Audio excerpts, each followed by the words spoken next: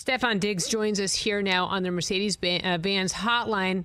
Hey, Stefon, how do you feel about contact? That's what we're talking about with Marshall Faulk here. Contact at the receiver position? Yeah, I'm just saying, like...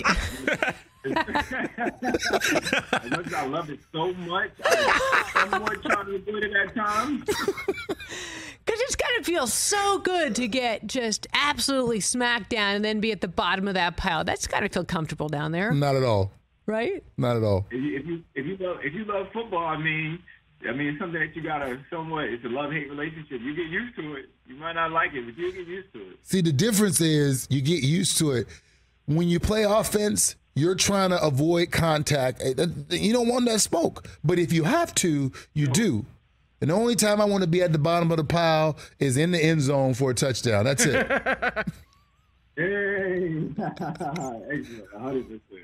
I can't even imagine. I can't think about it. It gives me such bad claustrophobia, but that's like for a whole nother session. That's for like a therapy session. That's not for a football show. Stefon, thanks for so much for coming on with us. I want to know, who is him? Him is me. You know him?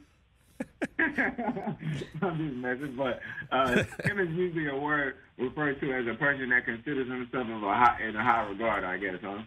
Himothy. And I think, you're feeling pretty good about yourself, I would imagine, right now. He better. No, I'm all right. I mean, I keep it humble. I'm a hard working guy. I keep the chip on my shoulder. I got a lot more work to do. You got work to do, but last night was just spectacular. The best part about it was you just looked like you were having the best time out there. Yeah, it's exciting. I mean, I'm more contributed to my team. Did you see that team that we got? We got some guys that are excited to play next to each other. We like a family. Shout out to Dane Jackson. He got injured. Everybody comes out the sideline to check on him. Like, we just got that family, tight-knit group. Buffalo is full of, we got the best fans in the world. We got the best quarterback in the world. It's just a lot of guys playing for each other out there. You can kind of see how exciting it is to be on this team right now. And can you share with us your relationship with Josh Allen and how that's developing? That's family. Flat out, that's family. That's my guy. I'm trying to get some Christmas cards with us on it. I might send you guys some. He's a hell of a quarterback. Since I met him, we kind of clicked. You know what I'm saying? You don't click with everybody, and that's somebody that I felt like, damn, like, I can grow old with you. I can see myself with you for a while now. I love it. Hey, Steph, tell me the mantra. Last season ends the way it did. You have this off season. You guys come into camp, and you guys, I'm talking about, you show up and spoil the ring ceremony for the Rams, and you guys are off to a fast start. What was the mantra? What was the message that Coach McDermott gave to you guys? Ignore the noise. That was number one. Ignore the noise. A lot of people going to have a lot of expectations of you. How you think of yourself is how much time you're going to put in. Like, as a team and even personally, my confidence and our confidence comes from preparation. We was going at it. We was going at it in training camp. We was going at it in the off season, and that was just breeding that confidence and breeding that camaraderie of like, we're gonna compete each and every day, and they're must wins. If we're not winning, we're getting better. And right now we're at that space of we're trying to build something out. The only way you can do that is playing at a high level, being prepared, being ready for anything that's thrown at you, because you got a target on your back. And when you have a target on your back, it's some way easy to be an underdog because people don't expect it from you. But when you got a target on your back, if you're a good team, you got to show that you're a good team week in and week out. And we all know that you guys are a good team. There's a change at the play caller. Ken Dorsey. Man, listen, I'm real detailed with my football. You guys had a lot of third down answers, a lot of red zone answers for the Rams. You guys had the same thing last night. Answering a lot of questions and putting you guys in positions to win. Speak about what Ken has brought to the offense. He's a lot like Diggs, like one of those offensive minds, offensive brains. He's not trying to reinvent the wheel. He's just trying to make the wheel spin as best as it can, as fast as it can, at a high clip. So getting the ball in your playmaker's hand, letting your quarterback be the quarterback that he is, and from a receiver position, you love that from your OC because he'll come to me and tell me, Steph, I like this. What you think about it? And I'll be like, Coach, we can at least look at it.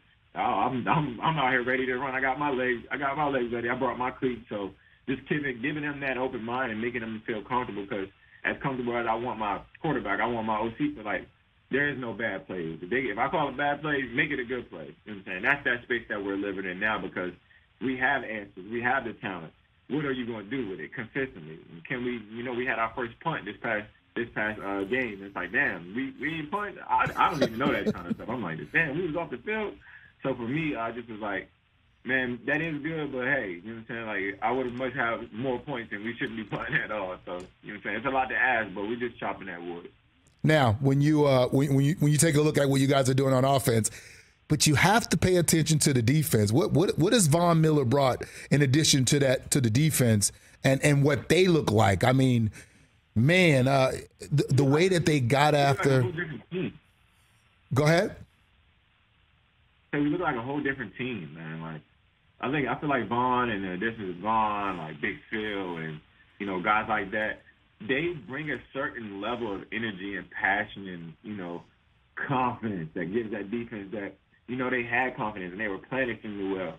But it seems like now it's like, damn, like they out there getting after it. They out there getting the ball back. They out there getting turnovers. As an offense like this, you could have a bad drive, and the next thing you know, a turnover. I'm like, damn, we get another shot. You know what I'm saying? So it's like, why not always have that positive energy? Because those guys over there are ballers, and they're ballers. We know that you're partnering with Snickers right now to bring back the Snickers Rookie Mistake of the Year program, where fans can share their rookie mistakes with the brand. To submit a rookie mistake and learn more, fans can head to snickers.com/rookie mistake and follow along on social using hashtag Snickers Rookie Mistake. I got to ask you before we lose you, Tyreek Hill was pointing out your relationship with Josh Allen, went to Twitter on it last night. You're heading down to Florida. What do you see in their offense? Because they look pretty sweet, too. No, they look explosive. They don't just look sweet. They look like a good football team. Tua's out there slinging that thing around. Jalen Waddle, Tyreek Hill, those guys are speedsters. Those guys take the top off. They making a lot of explosive plays. You watch them on tape for the past 2 weeks. They look real good, and I'm just like, they're doing a great job over there. It's going to be a test for us. It's going to be another challenge for us, a game in the division, in Miami, hostile environment, do everything we can to prepare and get a win. But those guys look great over there, I see that connection over there brewing up early, man. So hopefully they can keep it going, and hopefully not too much against us. Whose offense is better? Oh, I don't know. I mean, what do the numbers say? I haven't really paid attention to it. I feel like they got a hell of an offense over there. They look explosive. I'm watching them on tape. They got receivers running down the field, catching and getting open. So. I don't know, man. You say all the right things. Before I let you Good go, answer. That was smart. That was a trick question. I'm a mom. I had to ask a trick question. I had to ask a trick question. Before we let you go, what was your rookie mistake?